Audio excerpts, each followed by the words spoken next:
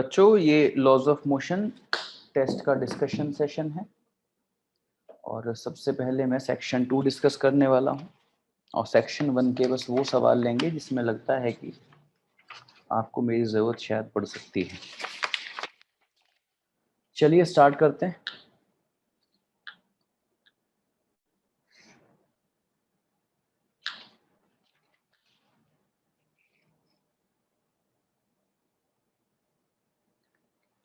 Section B बच्चों, सबसे पहले क्वेश्चन नंबर 36। आप पेपर प्लीज अपने हाथ में ज़रूर रखिएगा जिससे कि आप एक एक वर्ड को ध्यान से देखते रहें, पढ़ते रहें सवाल की लैंग्वेज को। So what is it? Question number 36, 5000 kg rocket, mass दिया है 5000 kg, set for vertical firing, exhaust speed जो गैसेस इससे निकल रही हैं 800 मीटर पर second, to give an initial upward acceleration of 20 meter per second square, the amount of gas ejected per second to supply the needed thrust will be। तो जैसा कि आप यूनिट से भी पहचान सकते हैं और उसने बोल भी दिया, dm/dt की वैल्यू वो पूछ रहा है, किलोग्राम पर सेकेंड में चारों ऑप्शन है और उसने कहा the amount of gas ejected पर सेकेंड, तो dm/dt वो आपसे पूछ रहा है और सिचुएशन आपके सामने है। तो बच्चों, जब पिस्टल से फायर करेंगे आप तो बुलेट आगे जाती है और जर्क पीछे लगता है, झटका लगता है, इसी तरह से जैसे गैस निकलेगी डाउनवर्ड तो रॉकेट को ऊपर की तरफ फोर्स मिलेगा और इसको थ्रस्ट कहते हैं। ये फोर्स होगा udm/dt, udm/dt, और डाउनवर्ड जो फोर्स होगा वो होगा weight mg of the rocket. तो मैं कह दूंगा net force is equal to mass into acceleration. तो upward force udm/dt minus downward force mg, this is the net force which is equal to mass into acceleration। velocity exhaust की जो कि दे रखी है 800 मीटर पर second, dm/dt that we need to find। mg will be 50,000, m is 5,000 and a is 20। okay? तो आप देख सकते हैं राइट साइड में 5 into 2 is 10 और इसके बाद 4 0 और ये जो इधर माइनस का 50,000 है ये इधर आके प्लस का, लेफ्ट साइड में 800 dm/dt। तो जरा ये दो जीरो हैं इनको कॉमन कैंसिल कर दीजिए। अब आपके पास बचा 8 times of dm/dt which is equal to 1000 plus 500, that is 1500, 1500 and dm/dt is equal to 1500 by 8 kilogram पर second, 1500 by 8 kilogram per second। That was question number 36। Question number 36 के बाद क्वेश्चन नंबर 37। जैसा कि मैं आपसे हमेशा कहता ही रहता हूं कि वेक्टर बहुत इंपॉर्टेंट टॉपिक है, उसको आप इग्नोर नहीं कर सकते। आप ये नहीं सोच सकते कि हम बिना वेक्टर के काम चला लें, ऐसा नहीं हो सकता। F vector is equal to 6i minus 8j plus 10k, this is force vector. और उसने कहा कि जो एक्सेलरेशन है वो 1 मीटर पर सेकेंड स्क्वायर मिला इस फोर्स से, 1 मीटर पर सेकेंड स्क्वायर। तो आपसे पूछा गया है कि मास कितना रहा होगा ऑब्जेक्ट का, तो बच्चों जल्दी से इस फोर्स का मैग्नीट्यूड निकाल दीजिए। और वो कैसे निकलेगा? अंडर रूट लगा के, coefficient of i square, coefficient of j square, coefficient of k square, that is under root 200। और बस लगा दीजिए f is equal to ma, that was a very basic problem. Under root 200 is equal to m into a is 1, तो m की जो value है वो under root 200 मतलब 10√2 kg आ जाएगी। That was question number 37। Now let's go for the next one। Question number 38। ये जो video जब आपको मिलेगी तो डिस्क्रिप्शन में आपको पीडीएफ भी मिल जाएगी टेस्ट की। Question number 38। Satellite in force-free space sweeps stationary interplanetary dust at a rate of dm by dt is equal to alpha v. M is the mass, v is the speed of satellite, alpha is the constant. Acceleration of satellite is, तो बच्चों force is equal to v dm by dt again. तो अब चलता हुआ जो satellite है उस पे वो फोर्स फ्री स्पेस में है, उस पर कोई फोर्स नहीं लग रहा. न्यूटन कहते हैं कि rate of change of momentum is equal to external force, लेकिन जब एक्सटर्नल फोर्स नहीं लग रहा, फोर्स फ्री स्पेस है, तो dp बाई dt जीरो हो जाएगा, मतलब मोमेंटम कांस्टेंट हो जाएगा. मोमेंटम मतलब मास इनटू वेलोसिटी, मास और वेलोसिटी का प्रोडक्ट कांस्टेंट हो जाएगा. तो अगर ऐसा सैटेलाइट आसपास के मास को इकट्ठा करने लगे, पार्टिकल्स को इकट्ठा करने लगे, अपने मास को बढ़ाने लगे, तो उसकी स्पीड कम होने लगेगी. और अगर स्पीड कम होने लगेगी तो मैं ये कहूंगा कि जिस पे फोर्स लग रहा है वो रिटार्डिंग फोर्स है, इसलिए मैंने माइनस यूज कर लिया. फोर्स को मैंने लिखा mass into acceleration minus v dm by dt, और dm बाई dt की वैल्यू उसने दे रखी है अल्फा v. तो a is equal to minus alpha v square upon m. Again it was a very very basic problem. That was question number 38. Let's go for 39. 600 kg rocket is set for a vertical firing. The exhaust speed is 100. The mass of the gas ejected per second to supply the thrust need to overcome the weight of the rocket. है ना. तो ये बिल्कुल सवाल एकदम 36 जैसा ही है. 36 जैसा ही है. थोड़ा बहुत इसमें एक फर्क आया है, वो है एक्सेलरेशन वाला जो पॉइंट है, वहां पे इस सवाल को अलग कर देता है 36 से. वापस सुनिएगा. 600 kg का रॉकेट है, 600 kg set for vertical firing. Exhaust speed is 100. इससे ऐसे एग्जॉस्ट निकला 100 मीटर पर second. Mass of the gas ejected per second, dm by dt is required to supply the thrust needed to overcome the weight. बस thrust को इस बार mg के बराबर रखना है, जबकि 36 में कहा था thrust माइनस mg is equal to mass into acceleration. इस बार एक्सेलरेशन नहीं दिया है, जस्ट mg से जस्ट बराबर हो जाए, ऐसी लैंग्वेज बोली गई है. तो थ्रस्ट होता है u dm by dt, और आप उसको mg के बराबर रख दीजिए. 600 into g, u is 100. 100 into dm by dt is equal to 600 into 10, और आप देख सकते हैं dm by dt जो है वो आ गया है 60 किलोग्राम पर सेकेंड. तो जी की जगह अगर आप 9.8 रख देंगे तो ये बिल्कुल नियर वैल्यू इसकी आ जाएगी. तो 60 के बिल्कुल आसपास वाला जो है वो आप इसमें टिक कर दें. क्वेश्चन नंबर 39 में बिल्कुल 60 के आसपास वाला, मतलब आप ऑप्शन नंबर बी को यहां पर टिक कर दें. Then question number 40. Monkey is descending from the branch of a tree with constant acceleration. तो इस तरह से कोई ब्रांच है और उस ब्रांच पर कोई मंकी है. मैंने रेगुलर क्लास में सबकी बहुत प्रैक्टिस कराई है, rocket, monkey upward, downward, stationary and everything. He said monkey is descending from the branch of a tree with constant acceleration. If the breaking strength of a branch is 75% of the weight of the monkey, तो जो यहाँ पे जो tension बच्चों आ रही होगी T not, उसके बारे में कहा गया है कि जो टी नॉट है वो 75% है of weight of the monkey के. The minimum acceleration with which monkey can slide down without breaking the branches. तो आप जानते हैं टेंशन होगी कितनी. तो जब कोई मंकी ब्रांच पकड़ के नीचे उतर रहा होता है तो mg माइनस ma, इतनी टेंशन वो ब्रांच को देता है. आई होप आप भूले नहीं होंगे इस बात को, ये हमने खूब प्रैक्टिस कर रखी है. तो ये जो mg है बच्चों, mg और इधर है 75 by 100 mg. जब आप इन दोनों को सॉल्व करेंगे तो 25 by 100 mg on the left hand side. On the right hand side you will have m. तो एक g से एक ये 0 गया और a की वैल्यू 2.5 मीटर पर सेकेंड स्क्वायर हो गई. 2.5 का मतलब g by 4. 2.5 का मतलब हो गया g by 4. That is question number 40. इसके बाद क्वेश्चन नंबर 41. Question number 41.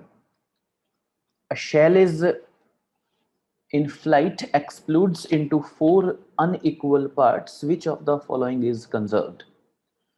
तो बच्चों कोई शेल है, कोई बॉम्ब है और वो ब्लास्ट हो गया तो क्या कंजर्व होगा? बच्चों बॉम्ब ब्लास्ट वगैरह या कोई भी एक्सप्लोजन जो होता है वो इंटरनल रिएक्शंस की वजह से होता है, एक्सटर्नल फोर्स नहीं होता। आप ऊपर से जाके हैमर नहीं मारते, ऊपर से कोई एक्सटर्नल फोर्स नहीं लगाया जाता, इंटरनल फोर्स इससे ऐसा होता है। तो इसका मतलब ये हुआ कि एक्सटर्नल फोर्स जीरो है, और अच्छे बच्चों अगर एक्सटर्नल फोर्स जीरो है तो मोमेंटम कंजर्व होगा, राइट? इसलिए 41 एकदम थ्योरेटिकल था और इसका आंसर है B. Then going for question number 42, two bodies 4 6 kg tied to the ends of a massless string. The string passes over a pulley which is frictionless. The acceleration of the system in terms of acceleration due to gravity. तो ये तो बिल्कुल ही जो question number 42 है एकदम से ही basic है, जिसमें आपको कहना होता है बड़ा मास माइनस छोटा मास अपॉन दोनों मास का सम इनटू जी। ये इसका सॉल्यूशन होता है बच्चों।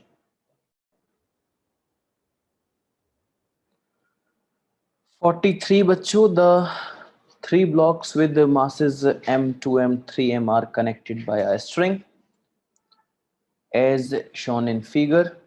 After an upward force F is applied on block m, the masses move upward at constant speed. ये आपको अंडरलाइन यहाँ पे करना चाहिए था। कांस्टेंट स्पीड का मतलब हो गया एक्सेलरेशन जीरो, और अगर एक्सेलरेशन जीरो है ऑब्जेक्ट का तो उस पर नेट फोर्स जीरो होगा, नेट फोर्स। आगे वो वही कह रहा है what is the net force on the block of mass 2m, तो आप कहेंगे नेट फोर्स होगा zero. Okay, then 44, a person of mass 60 kg is inside a lift of mass 940 kg and presses the button on the control panel. The lift starts moving upward with an acceleration of 1 meter per second square. The tension in the supporting cable. Question number 44. तो बच्चों lift है और lift को इस तरह से किसी cable ने पकड़ा हुआ होगा, आगे इंजन रूम से कनेक्टेड होगी। तो इस केबल में टेंशन की बात कर रहे हैं, और ये कहा गया कि आपने अंदर एंट्री लेके पैनल पे कमांड दी कि मुझे ऊपर की तरफ जाना है। The lift start moving upward in acceleration of 1 metre per second square, ऊपर की तरफ। जब लिफ्ट ऊपर चलेगी तो आप जानते हैं mg प्लस ma यहाँ पर टेंशन होने वाली है।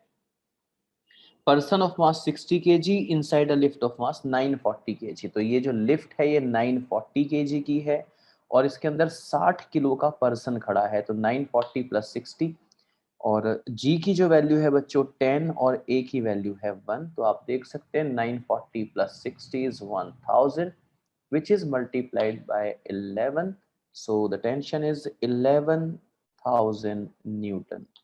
Again it was a basic one. Question number 45. The mass of a lift is 2000 kg when the tension in the supporting cable is 28,000 Newton, then its acceleration is. तो T is equal to आप कहेंगे m g plus a या T is equal to m g minus a। ठीक है, supporting cable में इनमें से ही कोई टेंशन होगी। अगर लिफ्ट ऊपर जा रही होगी तो m g प्लस a और नीचे जा रही होगी तो m g माइनस a। तो मास कितना है? मास है 2000। g की वैल्यू कितनी है? 10, a आपसे पूछा जा रहा है, और सपोर्टिंग केबल में टेंशन है 28,000। 0 0 0 0 0 0, तो 14 is equal to 10 plus a की वैल्यू आ गई है 14 माइनस 10, 4 मीटर पर सेकेंड स्क्वायर, और ऑब्वियसली अपवर्ड्स। अब आप कहेंगे सर आपको कैसे पता चला अपवर्ड चलेगी? देखो 2000 किलो की लिफ्ट है तो उसका mg हो गया 20,000, तो 20,000 mg है लेकिन टेंशन 28,000 है, मतलब mg से बड़ी टेंशन है, तो इसलिए mg प्लस m में हुआ होगा। वहां से पता चला अगर ये टेंशन 20,000 से कम रही होती तो इसका मतलब लिफ्ट नीचे चल रही होती। This was question number 45। Then I am going for question number 46। आप लोग टेस्ट पेपर अपने पास रखिए, देखते रहिए। A man weighs 80 kg. He stands on a weighing scale in a lift which is moving upward with a uniform acceleration of 5. What would be the reading on the scale? तो ये मैंने कई बार जिक्र किया है कि वेइंग स्केल नॉर्मल रिएक्शन को read करता है।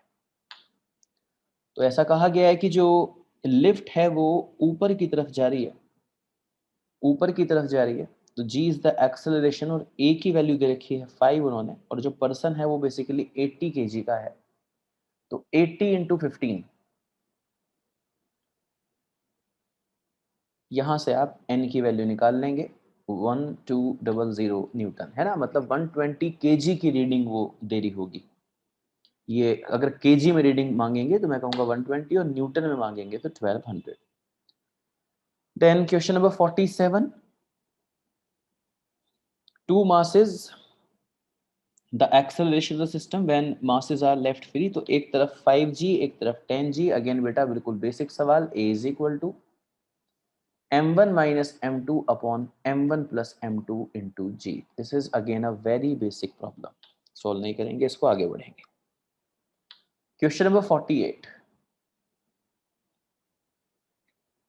Question number 48, a sphere of mass m is held between two smooth inclined walls. Sin 37 is 3 by 5. The normal reaction of the wall second is equal to, तो क्या given quantity है, m, m given quantity है। तो बच्चों इस तरह से ये आपकी वॉल नंबर सेकंड है, यहां पर wall number second 37 plus 37 74 degree का एंगल है इसका हॉरिजॉन्टल से, क्योंकि यहाँ पर एक और इंक्लाइन रखा हुआ है, उसका हॉरिजॉन्टल से जो एंगल है ये वाला एंगल वो 37 है, और 37 ये है, तो टोटल मिला के कितना हो गया 74 डिग्री। और यहां इस तरह से ये एक स्फीयर ऐसे रखा हुआ है। बात हो रही है नॉर्मल रिएक्शन की, आप जानते हैं कोई भी सरफेस अपने परपेंडिकुलर नॉर्मल रिएक्शन लगाती है, तो इस सरफेस ने ऐसे नॉर्मल रिएक्शन लगाया होगा, normal reaction applied by the second surface. इसी को आप ढूंढ भी रहे हैं कि ये कितना है। तो यहीं पे जितना आप लोग जानते हैं इंक्लाइन प्लेन के बारे में उतना पहले यूज करते हैं। अगर ये 74 है तो ये एंगल भी 74 ही होगा, मानते हैं। Since this is 74, then this is 90 and this is 90 minus 74, so this must be 74. तो इस n2 के अगर मैं कंपोनेंट कर दूं तो नीचे की तरफ कंपोनेंट आएगा n2 cos 74, और ये वाला कंपोनेंट आएगा n2 sin 74। ये n2 के दो कंपोनेंट होंगे, बिल्कुल ठीक है, मान गए बात। इसी तरह से इस पिक्चर में एक और इंक्लाइन प्लेन है, वो इंक्लाइन प्लेन ऐसे 37 डिग्री के एंगल पे है, और स्फीयर इसमें इस तरह से रखा हुआ है। ये आपका फर्स्ट इंक्लाइन है। कोई भी इंक्लाइन, कोई भी सरफेस अपने परपेंडिकुलर ही तो नॉर्मल रिएक्शन लगाएगी, तो इस तरह से इसने नॉर्मल रिएक्शन लगाया होगा, लाइक दिस, इस लाइन पे। इसी को आगे बढ़ाइए, यहां से एक परपेंडिकुलर ऐसे डाल दीजिए। ये 37, ये 90, ये 90 माइनस 37, तो ये 37, इसी लाइन को ऊपर उठा दीजिए। ये 37, तो ये भी 37, ये एंगल 37, तो ये एंगल भी 37। तो n1 का ये कंपोनेंट n1 cos 37, और इधर की तरफ जो कंपोनेंट आएगा that will be n1 sin 37। बताइए ठीक है, नॉर्मल रिएक्शन के कंपोनेंट समझ में आ गए। तो अब आप सिर्फ स्फीयर पर ध्यान दीजिए। ये जो स्फीयर है बच्चों, इस स्फीयर पे कितने फोर्स लगे हुए हैं, एक n1, एक n2 और एक mg। mg तो हमेशा डाउनवर्ड ही होगा, so this is basically mg। और n1 ऐसे लगा हुआ है स्फीयर पे जिसके दो कंपोनेंट हैं, एक लेफ्ट में और एक अपवर्ड, एक लेफ्ट में और एक अपवर्ड। इस तरह से आपके n1 के दो कंपोनेंट हैं, और ये कंपोनेंट कितने कितने हैं, n1 sin 37, n1 sin 37, और ऊपर है n1 cos 37। ये n1 के कंपोनेंट हैं स्फीयर पे, और उसके ऊपर हमने n2 को डील किया था। आप देखिए रहा n2 एक राइट साइड में है, n2 sin 74 राइट साइड में, N2 sin 74, N2 sin 74, 74 को लिख सकता हूं 2 इंटू 37, लिख सकता हूं 74 को N2 sin 74, और नीचे की तरफ है N2 cos 74, cos 2 into 37 degree. Okay, मानते? ये हुए N2 के component, N2 sin N2 cos, this one. और क्योंकि स्फीयर इस पोजीशन पे रुका हुआ है तो ये इक्विलिब्रियम है। अगर इक्विलिब्रियम है तो ऊपर नीचे के फोर्स बराबर और लेफ्ट और राइट के फोर्स बराबर, ऊपर नीचे के बराबर और लेफ्ट और राइट के फोर्स बराबर। तो ऊपर कितना फोर्स है? ऊपर फोर्स है बच्चों N1 cos 37, N1 cos 37, और नीचे N2 cos 74 प्लस mg, इतना फोर्स है। तो N1 cos 37 is equal to N2 cos 74, जिसको मैं लिख सकता हूं cos 2 थीटा, cos 2 थीटा की जगह 37, cos 2 into 37 is cos 74 plus mg। N1 into बच्चों cos 37 की वैल्यू 4/5 होती है। N2 cos 2 थीटा को मैं लिख सकता हूं cos square theta minus sine square theta, लिख सकता हूं cos 2 थीटा, तो cos 74 को लिख दिया cos 2 इंटू 37, मतलब cos 2 थीटा, थीटा 37 हो गया। cos 2 थीटा होता है cos square theta minus sine square theta. Left side में 4n1 अपॉन 5, राइट साइड में n2 cos 37 का स्क्वायर 16/25 माइनस साइन 37 का स्क्वायर 3/5 का square 9/25 plus mg। 4n1 upon 5 is equal to n2। बच्चों 16 माइनस 7 हो गया, 16 माइनस 9 हो गया 7, 7/25 plus mg।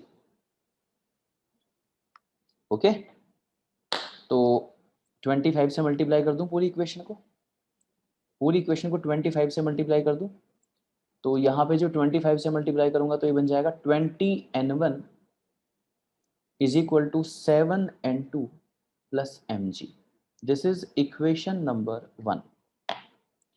This is equation number 1। अभी मैंने ऊपर नीचे के फोर्स बराबर किए हैं, अब मैं लेफ्ट और राइट के फोर्स बराबर करता हूँ। लेफ्ट और राइट के फोर्स बराबर, लेफ्ट में कितना फोर्स है N1 sin 37, और राइट में कितना फोर्स है N2 sin 2 into 37, sin 2 theta. sin 2 theta क्या होता है 2 sin theta cos theta, 2 sin theta cos theta. इसलिए N1 into 3/5, N2 into 2 sin 37 3/5 cos 37 4/5। ये देखिए 3/5 से ये 3/5 हो गया कैंसिल, और N1 की वैल्यू आ गई N1 is equal to 2 into 4 8, 8/5 times of N2। Equation number second. वो आपसे क्या पूछ रहा है N2, तो N1 की वैल्यू 8/5 N2, यहां पे मैं रिप्लेस कर देता हूं। N1 की वैल्यू 8/5 N2 यहां पे रिप्लेस कर दिया N1 की जगह, is equal to 7n2 plus mg।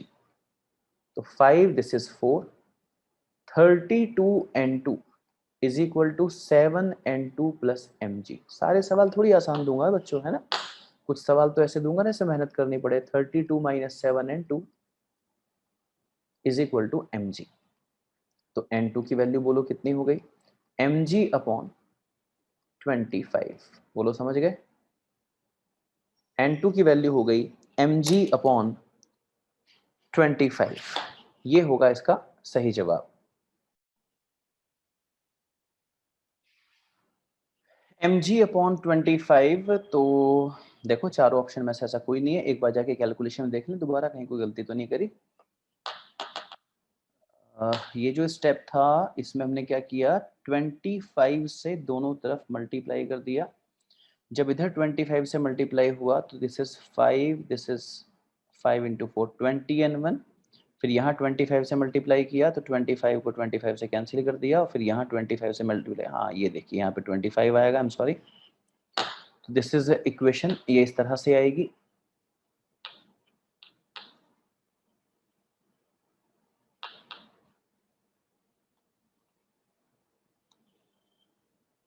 तो बच्चों 20n1 is equal to 7n2 plus 25 mg, ये बनेगी इक्वेशन नंबर 1।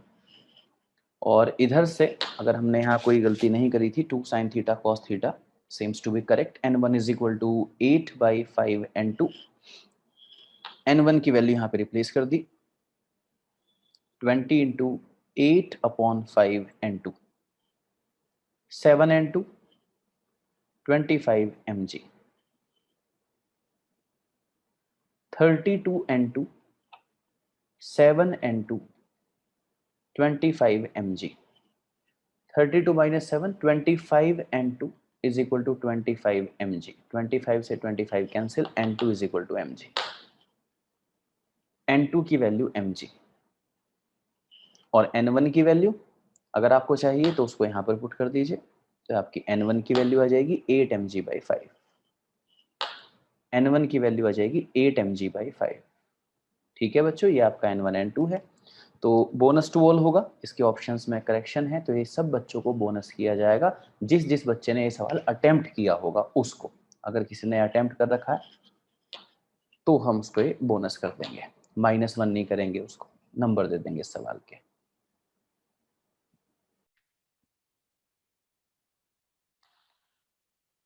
बच्चों क्वेश्चन नंबर 49,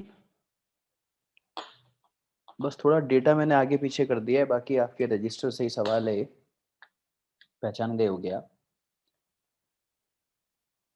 तो सबसे पहला स्टेप मैं वही कहूंगा, net force is equal to mass into acceleration. चलाने वाला फोर्स इज इक्वल टू चलने वाला मास into acceleration.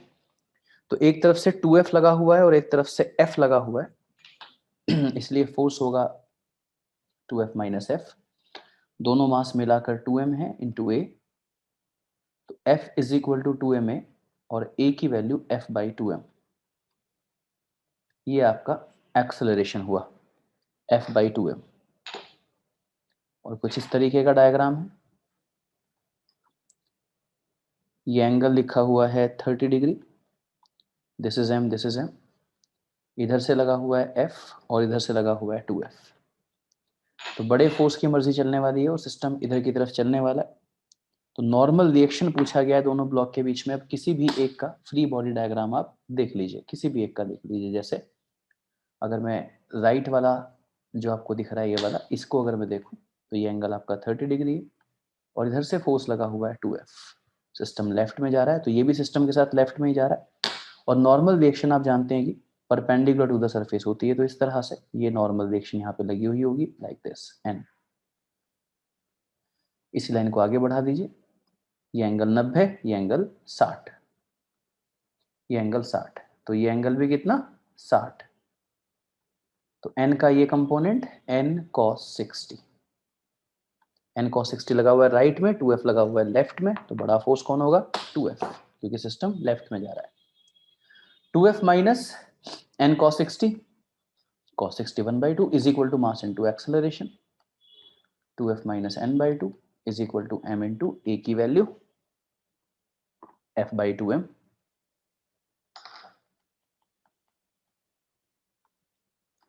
To F minus n/2 is F/2, so 2F minus F/2 is n/2,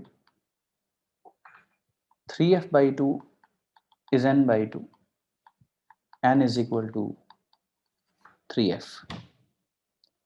D इसका सही जवाब हुआ। इसके बाद question number 50, question number 50, 3 masses 6 kg, 4 kg, 2 kg attached to a rigid support as shown in figure. If the string attached to the support breaks, if the string attached to the support breaks and the system falls freely, then the tension in the string connecting 4 kg and 2 kg. देखिए regular पढ़ाता हूँ जब आपको तो ये बात regular कर रहा होता हूँ कि वायर लूज होगी या टाइट होगी, हमेशा आपको अच्छी आदत ही मैंने डाली है। आप पता नहीं क्यों इतना जल्दी में रहते हो, ऐसे ऐसे सवालों में गलती कर देते हो। If the string attach to the support break, support के साथ जो स्ट्रिंग कनेक्टेड है वो टूट गई, अगर टूट गई तो सारी वायर लूज हो जाएंगी, सारी वायर लूज हो जाएंगी और सभी जगह टेंशन जीरो हो जाएगी, कैलकुलेट करने की जरूरत ही नहीं है। तो ये आपका सेक्शन बी था और इसके बाद मैं सेक्शन ए की तरफ चलता हूँ। सेक्शन ए के मैं उन सवालों को ले लेता हूँ क्योंकि अभी आप लोग भी सर्कल लगवाओगे कुछ क्वेश्चंस पे जो आपको मेरे से पूछने होंगे, लेकिन कुछ ऐसे सवाल जो मुझे लगता है कि ज़्यादातर बच्चे मेरे पास पूछने आएंगे, मैं उनको पहले ही ले लेता हूँ। जैसे क्वेश्चन नंबर 34, मेरे ख्याल से कई बच्चे इसको पूछने आ सकते हैं। क्वेश्चन नंबर 34 को आइए देखते हैं क्या है।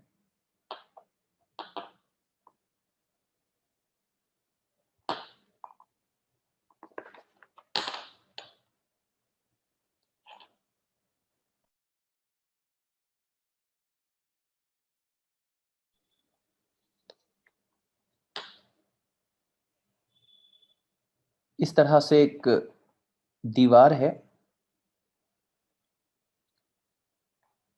और ऐसे इस पे ये v वेलोसिटी से बॉल आई, this is 60 degree and then this is v 60 degree as well. तो इस v का हमने कंपोनेंट किया v cos 60, v sin 60, और इस v का कंपोनेंट जब किया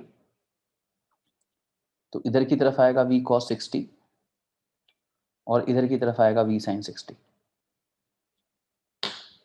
उसने पूछा है इंपल्स कैलकुलेट कर दीजिए कितनी है। इंपल्स चेंज इन मोमेंटम को कहते हैं।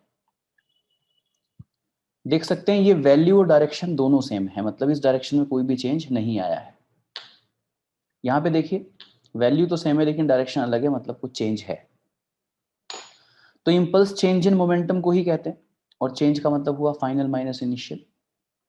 तो m into minus v cos 60, direction लेफ्ट वाली माइनस राइट वाली positive, minus mass into velocity v cos 60। तो इस वाले v cos 60 को अगर प्लस लिया तो फिर इसको माइनस लिया, तो final momentum minus initial momentum, ये कॉन्सेप्ट लगा दिया, चेंज इन मोमेंटम आ गया। तो minus m v cos 60 minus m v cos 60 minus 2 m v cos 60, cos 60 की वैल्यू 1/2 होती है, तो 2 एम वी इसका सही जवाब होगा। ये था सवाल नंबर 34। सवाल नंबर 34। इसके अलावा बच्चों क्वेश्चन नंबर 29 देख लीजिए, सेक्शन 1 का। An object of mass 3 kg is at rest. Now a force of 6t square I cap plus 4t j cap is applied on the object. Then the velocity of the body at t is equal to 3 second. t is equal to 3 second पे velocity कितनी होगी? तो हम कहेंगे v is equal to u plus at, लेकिन उसके लिए acceleration पता होना चाहिए। तो सबसे पहले f वेक्टर जो हमें दे रखा है वो है 6t square i cap plus 4t j cap. Force क्या होता है? Mass into acceleration. 6t square i cap 4t j cap. Mass कितना है? 3 kg, तो मास को यहाँ पे 3 लिख दिया, तो वो 3 और ये 6 इधर 2 आ जाएगा। A vector is equal to 2t square, sorry गड़बड़ कर दी मैंने, ये देखो गड़बड़ की, ये 6 कॉमन नहीं है, ये 6 कॉमन थोड़ी है। तो a vector is equal to 6t square upon m i cap plus 4/m t j cap, और m की वैल्यू 3 kg है, तो a vector is equal to 6/3 2t square i cap plus 4/3 t j cap. बच्चों जो i cap के साथ लिखा है वो x एक्सिस वाला कंपोनेंट है एक्सेलरेशन का, और जो j कैप के साथ लिखा है वो एक्सेलरेशन का y वाला कंपोनेंट है। जिनको डिफरेंशिएशन इंटीग्रेशन नहीं आता उनके लिए थोड़ा सा मुश्किल था ये सवाल। एक्सेलरेशन क्या होता है? dv/dt, एक्सेलरेशन dv/dt होता है।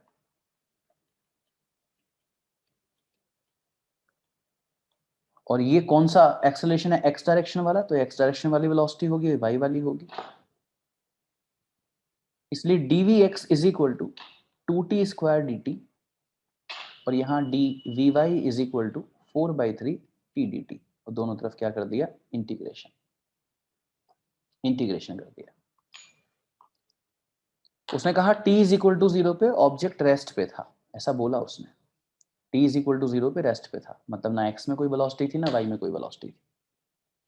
तो आगे कह रहा है कि जब टाइम की वैल्यू होगी 3 सेकेंड, टाइम की वैल्यू 3 रख दो, तो उस टाइम वेलोसिटी कितनी होगी? तो मान लो x डायरेक्शन की vx होगी और y डायरेक्शन की vy होगी। Integration of dv is v, T square dt को इंटीग्रेट करोगे t³/3 आएगा, लिमिट है 0 to 3। Integration of dv is v 4/3, t dt को इंटीग्रेट करोगे तो t²/2 आएगा, लिमिट 0 से 3। 2/3 टाइम्स ऑफ t³ मतलब 3 × 3 × 3, upper limit minus lower limit कर दिया, and vy is equal to 4/3 × 2, और बच्चों t square upper limit 3 × 3 minus lower limit 0 × 0, ये 3 से ये 3 कैंसिल हो गया, ये 2 तो ये 2, तो आप देख सकते हैं vy 6 आ गया है और vx 18। इसलिए वेलोसिटी वेक्टर होगा 18 i कैप और 6 j cap, 18 i 6 j। This was a good problem, मतलब इस पे थोड़ा बच्चे को कैलकुलेशन पे भी कमांड होनी चाहिए, साथ साथ उसको ये समझ में भी आ जाए कि ये सवाल इक्वेशन ऑफ मोशन से नहीं होना है। और अर्ली स्टेजेस में, क्योंकि अभी पढ़ते हुए 2-3 वीक्स ही हुए हैं, तो अर्ली स्टेजेस में इतना दिमाग अक्सर नहीं लगाते हैं बच्चे। सवाल नंबर 28 भी थोड़ा ठीक सा बनाया गया है, बाकी अच्छा है या नहीं लेट्स सी। तो इस तरीके से उन्होंने एक डायग्राम दे रखा है 28 में, आपको दिखा दूं, यहाँ पे ये है, ये डी डिस्टेंस दे रखी है, कोई पर्सन है और इस तरह से पुली की हेल्प से उसको रोका हुआ है। A man of mass m has fallen into a ditch of width d. Two of his friends are slowly pulling him out using a light rope and slowly, उसने कहा मतलब बिना एक्सेलरेशन के खींच रहे हैं। Two fixed pulleys has given, both the friends exert force of equal magnitude F. तो जो फोर्स लगा रहे हैं जो फ्रेंड्स हैं वो कितना फोर्स लगा रहे हैं, बेसिकली ये सवाल है। तो ऐसा सवाल कई बार देखने में बहुत अच्छा होता है, लेकिन उसकी सच्चाई क्या है लेट्स सी। तो ये m मास का उनका फ्रेंड है और इस तरह से एक पर्सन है और इधर की तरफ एक दूसरा पर्सन है और दोनों इन रस्सियों से उसको खींच रहे हैं। ये कुछ एंगल वगैरह बच्चों यहाँ पे बना हुआ है थीटा, दोनों बराबर फोर्स से खींच रहे हैं ऐसा कहा गया। तो दोनों अगर बराबर फोर्स से खींच रहे हैं तो दोनों तरफ ये बराबर टेंशन आ जाएंगे, जिससे इधर ये टी कॉस थीटा और इस टी का ये कंपोनेंट टी साइन थीटा, ऐसे इस टी का कंपोनेंट ये वाला टी कॉस थीटा और ये वाला टी साइन थीटा, और नीचे की तरफ mg होगा। स्लोली खींच रहे हैं मतलब एक्सेलरेशन नहीं। तो अपवर्ड फोर्स हो गया 2t साइन थीटा और डाउनवर्ड फोर्स हो गया mg। लेफ्ट वाला force T cos theta cancel हो गए, तो टी की वैल्यू, पर्सन जो फोर्स रस्सी पे लगा रहे होंगे वही टेंशन बन जाएंगी। ऐसी बातें मैं क्लास में कर चुका हूं, पर्सन जो फोर्स लगाता है वही टेंशन बन जाता है। तो T is equal to mg/2 sine theta यहाँ पे हो जाएगा। जब आप ऑप्शन देखेंगे तो वो थीटा की टर्म्स में नहीं है बल्कि h और d की टर्म्स में है। तो अब डायग्राम पे जाते हैं। तो मैंने डायग्राम कुछ ऐसा बनाया हुआ है बच्चों की, जो ये डिस्टेंस है ये d दे रखी है, पर्सन यहाँ कहीं है और ये h डिस्टेंस नीचे है, इस तरह से ये रस्सियां आ रही हैं जिनको उसके फ्रेंड्स ऐसे खींच रहे हैं, और मैंने किस एंगल को थीटा माना है जरा वो देख लीजिए। मैंने इस एंगल को थीटा मान रखा है, ये जो एंगल यहां से बन रहा है दिस इज थीटा, ये वाला। तो ये डिस्टेंस कितनी है, ये वाली, ये डिस्टेंस है d/2। एक बार वापस डायग्राम बना देता हूं, आपको शायद समझ ना आया हो। ऐसे एक दीवार है, ऐसे एक और दीवार है, दोनों दीवारों के बीच में d डिस्टेंस है। पर्सन यहां कहीं है, एक फ्रेंड ऐसे पर्सन को खींच रहा है, दूसरा फ्रेंड ऐसे पर्सन को खींच रहा है।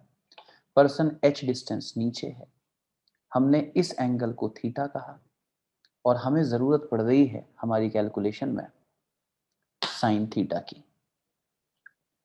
साइन थीटा होता है परपेंडिकुलर अपॉन हाइपोटेन्यूस, तो परपेंडिकुलर तो h हो गया, और hypotenuse this is d/2। Hypotenuse होगा √d/2 square plus h square. तो sine theta perpendicular upon hypotenuse, इसलिए साइन थीटा को मैं लिखूंगा h upon √d²/4 plus h square. Sine theta की वैल्यू यहां पर रिप्लेस कर दीजिए, mg अपॉन 2 अंडर रूट में h स्क्वायर प्लस d²/4। सही।